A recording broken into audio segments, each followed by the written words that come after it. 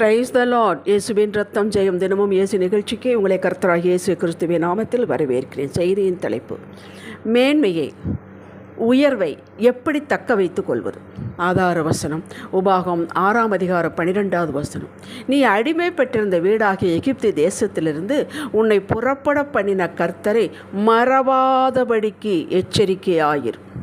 தேவ சுத்தத்திற்குள் இருக்கும் அருமை மக்களே, பல குடும்பங்களில் நல்ல விடுதலையை கர்த்தர் கட்டளையிட்டிருக்கிறார். வெளிப்படையாக யாவரும் காணும் வகையில் உயர்வு, மேன்மை, செழிப்பு உண்டாகி கொண்டே போகிறது. மறுபடியும் இந்த மேன்மை உயர்ந்து கொண்டே போகிறது. இவர்களை பார்க்கிற யாவரும் கர்த்தரை மகிமைப்படுத்துகிறார்கள், சாட்சிகளாகவும் இருக்கிறார்கள்.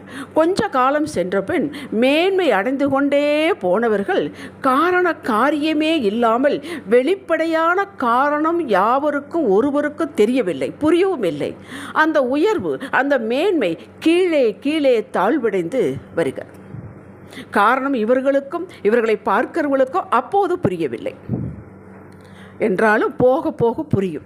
ஆம், கர்த்தர் புரிய வைப்பார்.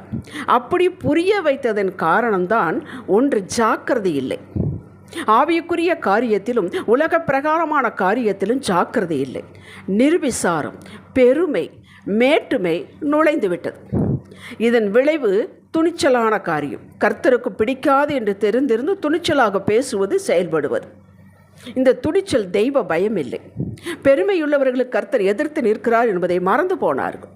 நீதிமொழிகள் 27:23 சொல்லுகிறது. உங்களுக்காக நான் வாசிக்கிறேன், கேளுங்கள். உன் ஆடுகளின் நிலைமையை நன்றாக அறிந்து கொள், உன் மந்தையின் மேல் கவனமாயிரு.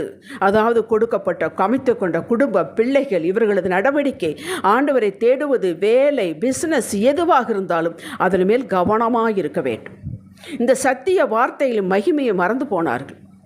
எதை நாம் தொடர்ந்து கவனம் கொடுத்து நாம் செய்கிறோமோ அதுதான் பெருகும், வளரும். கவனக்குறைவு என்பது பேராபத்து. நீதிமொழிகள் 27:18 சொல்கிறது, அத்தி மரத்தை காக்கிறவன் அதன் கனியை புசிப்பான், தன் எஜமானனை காக்கிறவன் கனமடைவான். கேட்டீர்களா? ஒரு காரியத்தில் கவனமாக இருந்து அதையே அண்டிக் கொண்டவர்களுக்கு மேன்மை உண்டு. அதில் தளர்வு வரக்கூடாது. உயர்வு வந்தவுடனே நம்ம தளர்ச்சி ஆயிடக்கூடாது. இதில் நம்முடைய உலக பிரகாரமான வேலையும் ஜாக்கிரையும் தொடர் செயலும், ஆவிக்குரிய ஒழுங்கும் தொடர் செயலும் உள்ளது. நீ, ஆண்டவர் சொல்லுகிறார், நீ என்னை, அதாவது அவருடைய வார்த்தைகளை மறந்து போனால் நான் உன்னுடைய பிள்ளைகளை மறந்து விடுவேன் என்று சொல்கிறார். கேட்டீர்களா? எச்சரிக்கிறார். பிள்ளைகளை மறந்து விடுவேன் என்பது எழுத்தின்படி பிள்ளைகளாக என்றாலும் நம்முடைய எதிர்காலத்தை வெற்றிடமாக்கி விடுவார். அதை நான் கண்டுகொள்ள மாட்டேன் என்பதுதான் அதன் பொருள். இதற்கு நல்ல உதாரணம் எசேக்கியா ராஜா, உசியா ராஜா. எசேக்கியா ராஜாவை பற்றி இது எப்படி என்றால், எசாயா 39ஆம் அதிகாரத்தை நீங்கள் வாசித்தீர்களானால் கிடைக்கும். அவனுக்கு நல்ல உயர்வு வந்தது. ஆண்டவர் எடுத்து விடுவேன், உயிரை எடுத்து விடுவேன், இல்லைன்னு அழுதான். மறுபடியும் கூட்டி கொடுத்தார். பின் சுகம் இல்லாமல் போனால் அற்புதமாக சுகத்தை கொடுத்தார். இதை விசாரிப்பதற்கு ஆட்கள் வருகிறார்கள். பெரிய பெரிய அதிகாரிகள் பாபிலோனிலிருந்து வருகிறார்கள். அது உங்களுக்காக நான் அதை வாசிக்கிறேன். எசேக்கியா அவர்களை கண்டு, யாரை? பாபிலோனிலிருந்து வந்த அவர்களை கண்டு, தன் பொக்கிஷ சாலையும் வெள்ளியும் பொன்னையும் கந்தவர்களையும் நல்ல பரிமள தைலத்தையும் தன் ஆயுத சாலை அனைத்தையும் தன் பொக்கிஷ சாலை உள்ளது எல்லாவற்றையும் அவர்களுக்கு காண்பித்தார். எசேக்கியா தன் அரமனையிலும் தன் ராஜ்யத்திலும் எங்கும் அவர்களுக்கு காண்பியாத பொருள் ஒன்றும் இல்லை. கேட்டீர்களா? வீட்டுக்கு உரம்பெற வந்தால் கொஞ்சம் நேரம் பேசி அனுப்பிச்சுடணும். எங்கிட்ட இது இருக்குது பார்த்தீங்களா, அது இருக்குது பார்த்தீங்களா, இந்த பீரோவில் இது இருக்குது பார்த்தீங்களா, அதில் வச்சுருக்கிறேன் பார்த்தீங்களா, எல்லாம் ஒன்றிடாமல் காட்டிட்டான்.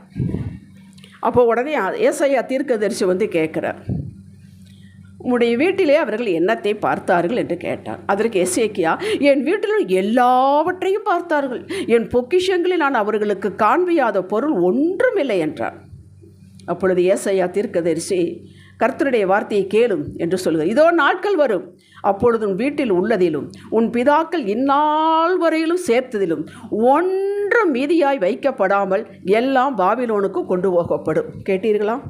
நீ என்னெல்லாம் காட்டுனியோ, நீ காட்டுறது மட்டுமல்ல, உன்னுடைய முற்பிதாக்க தாத்தா பாட்டன் சம்பாரித்து வச்சதை எல்லாம் எடுத்துகிட்டு போயிடுவான். அதே மாதிரி நடந்தது எரேமியா தீர்க்கதரிசி காலத்தில் நடந்தது. அப்படி நம்ம வீட்டுக்கு வருவர்கள் மேன்மையை பார்க்கும் பொழுது அமைதியாக இருக்க வேண்டும்.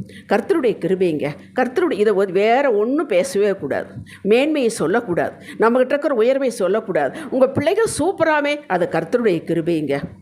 உங்கள் பிஸ்னஸ் சூப்பராக போயிட்டுருக்குதாமே, அது கர்த்தருடைய கிருபைங்க. இதுக்கு மேலே பேசவே கூடாது. நீங்கள் என்னெல்லாம் காட்டினா அதெல்லாம் போய்விடும். அப்படிதான் வேதம் சொல்லுகிறது, சாட்சி இருக்கிறது. உசியா ராஜாவை பற்றி சொல்ல பாருங்கள். 2 நாளாகமும் 26ஆம் அதிகாரம் 15 21 வரை நீங்கள் வாசித்து பார்த்தீர்களானால் உங்களுக்கு அது தெரியும். அவை எப்படி உசியா ராஜா ஆண்டவர் ரொம்ப ஆசீர்வதித்தார், அவனை பெருக்கினார், புகழ் பெருகிற்று, சம்பத்து பெருகிற்று. அந்த 2 நாளாக 26 15வது வசனத்தை வாசிக்கிறேன் கேளுங்கள். அவன் கீர்த்தி வெகு தூரம் பரம்பிற்று, புகழ் அவன் பலப்படு மட்டும் ஆச்சரியமாய் அவனுக்கு அனுகூலமாயிற்று. அவன் பலப்பட்ட போது தனக்கு கேடு உண்டாக மட்டும் அவனுடைய மனம் மேட்டிமையாகி தேவனாகிய கர்த்தருக்கு விரோதமாக மீறுதல் செய்து தூபபீடத்தின் மேல் தூபங்காட்ட கர்த்தருடைய ஆலயத்திற்குள் பிரவேசித்தான். கேட்டீர்களா? நிறைய செல்வாக்கு, புகழ்ச்சி, புகழ். இது வந்தோடனே கண்ணுமணி தெரியல. தான் என்ன செய்யணும், தான் என்ன செய்யக்கூடாது என்பதில் வரையறை இல்லை. ஆசாரிகள் செய்யக்கூடிய காரியத்தை தூபம் எடுத்து தூபப்பீடத்தில் மேல் ஏறினான். குஷ்டரோகம் வந்தது. அந்த அதிகாரத்தை படித்து பாருங்கள். அப்படியே அவனை அந்த காலத்தில் குஷ்டரோகம் வந்தால் ராஜாவாக இருந்தால் வீட்டில் சேர்த்து கொள்ள மாட்டார். தனியே தான், தனி வீடு தான். அவர் சாகிற வரை அப்படி தான் இருந்தார். கேட்டீர்களா? எப்பேற்பட்ட கீர்த்தி, எப்பேற்பட்ட புகழ். கண்ணுமணி தெரியாமல் போயிடக்கூடாது. எதை பேசணும், எதை பேசக்கூடாது, எதை செய்யணும், எதை செய்யக்கூடாது, எது நமக்கு தகுதி, எது தகுதி இருக்க இல்லை. பவுல் சொல்கிறார், எல்லாவற்றையும் அனுபவிக்க எனக்கு தகுதி உண்டு, ஆகிலும் அது பக்தி விருத்தி உண்டாக்காது. எல்லாவற்றையும் அனுபவிக்க எனக்கு தகுதி உண்டு, ஆகிலும் அதற்கு நான் உடனே இல்லை என்று தாழ்மையாக சொல்லுகிறேன். அந்த தாழ்மை உயர்வு அடைய அடைய, மேன்மை அடைய அடைய நமக்குள்ளே ஒரு தாழ்மை வர வேண்டும், தெய்வ பயம் இருக்க வேண்டும். 1 ராஜாக்கள் 3ஆம் அதிகாரம் 7-14. இன்னொரு ராஜா சாலமோனை சொல்லுகிறேன். சாலமோன் ஞானம் கேட்டான். உங்களுக்கெல்லாம் தெரியும். அவர் கேட்ட ஞானத்தையும் கேளாத ஐஸ்வர்யம் மகிமையெல்லாம் கொடுத்தார். அவன் சூப்பராக மேலே ஏறினான். எல்லாருக்கும் தெரியும் சாலமோனை போல ஒருவரும் இல்லை என்று. அந்த 1 ராஜாக்கள் 3ஆம் அதிகாரம் 14ஆம் வசனத்தில் ஆண்டவர் அவனை பார்த்து சொல்கிறார், உன் தகப்பனாகிய தாவீது நடந்தது போல நீ என் கட்டளையில் நியமங்களையும் கை கொண்டு என் வழிகளில் நடப்பாயாகில் உன் நாட்களையும் நீடித்திருக்க பண்ணுவேன் என்றார்.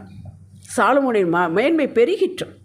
அடுத்தது வாசித்துப்பார். 2 நாளாக 9ஆம் அதிகாரத்துக்கு வாங்கள். அவன் 3000 நீதிமொழிகளை சொன்னவன். அவருடைய பாட்டுகள் 1500 என்று நீங்கள் 1 ராஜாக்கள் 4ஆம் அதிகாரத்தில் வாசிக்கலாம். இப்படி இருந்தவன் சரிவு தொடங்கியது. ஏன் சரிய தொடங்கியது? எதை வேண்டாம் என்று கர்த்தர் சொன்னாரோ, எது நியாய பிரமாணத்தின்படி அந்நிய நுகத்தில் இடம் கொள்ளக்கூடாது என்று சொன்னாரோ அதை செய்தான்.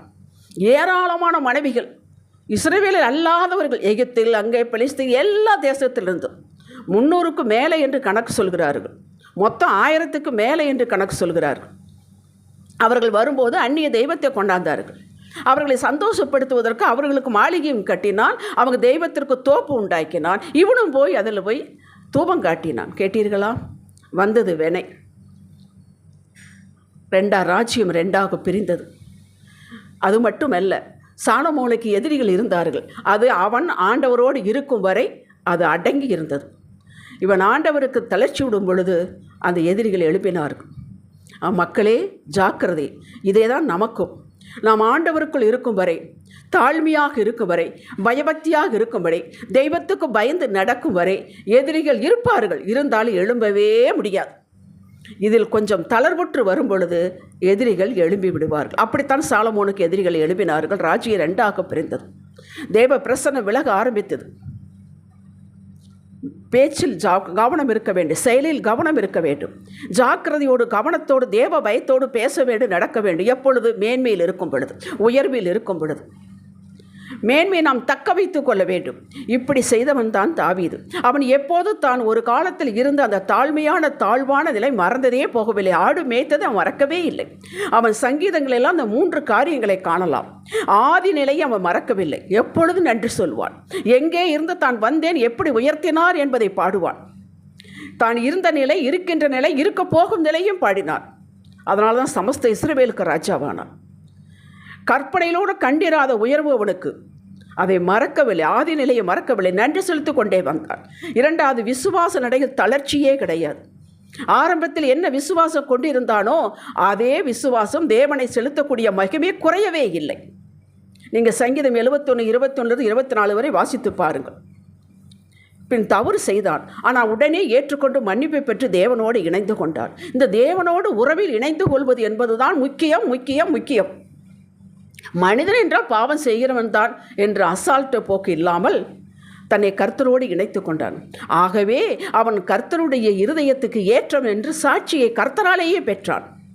எல்லா ராஜாக்களுக்கும் அவன் முன்மாதிரியாக இருந்தான். உன் தாவீதைப் போல, உன் தகப்பனாகிய தாவீதைப் போல நீ இல்லை, உன் தகப்பனாகிய தாவீதைப் போல நீ செய்தாய் என்று அவனைத்தான் ஆண்டவர் ஸ்கேலாக வைத்தார்.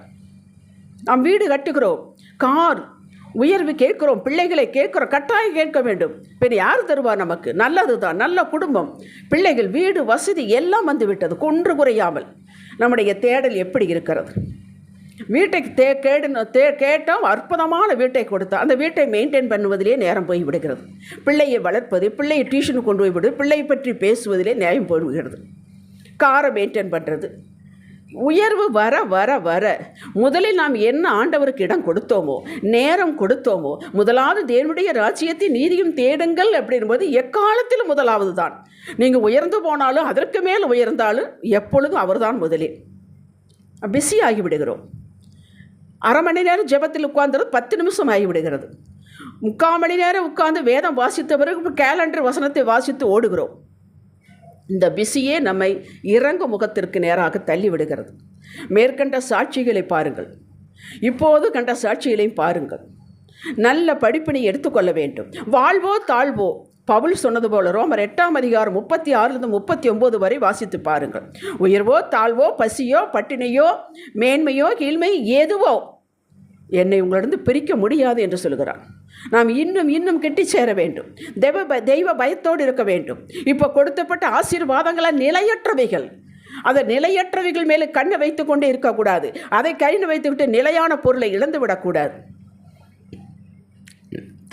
தலைமுறையாக பெற்ற செல்வங்கள், மேன்மைகளை, உணர்வுகளை தக்க வைத்து கொள்ளலாம். அவரோடு இருக்கும் பட்சத்தில் யோசித்து செயல்படுங்கள். ஜெபிக்கலாம். பவுல் சொன்னது போல, எதுவும் உங்களிடமிருந்து எங்களை பிரித்து விடாமல் நாங்கள் காத்துக்கொள்வோம். உமக்கு பிரியமில்லாத காரியங்களை துணிச்சலோடு செய்ய மாட்டோம். மேன்மை மேல் மேன்மையை காண அடைவோம், ஆனாலும் தாழ்மையாக இருப்போம்.